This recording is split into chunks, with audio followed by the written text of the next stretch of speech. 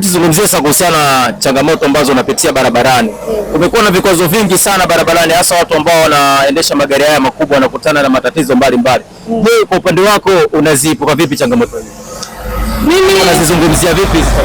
Kiukweli changamoto ni nyingi kama tunavyosema kila siku za tasnia ya udereva. Tunakumbana na changamoto nyingi. Kwanza maslahi, miundombinu ya barabara, unyanyasaji wa madereva, mishahara tunayolipwa. Baadhi ya matajiri hawajali madereva zao, wanawanyanyasa hususan wakiwa nje ya nyumbani.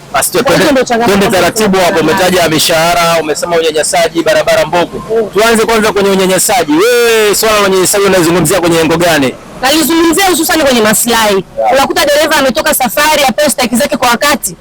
Anashusha mzigo, anatakiwa kulipwa kwa wakati lakini halipo kwa wakati. Inakuwa tofauti. Mishahara badala ya kutoka tarehe 1 au 28, unakuta mshahara unatoka tarehe 40.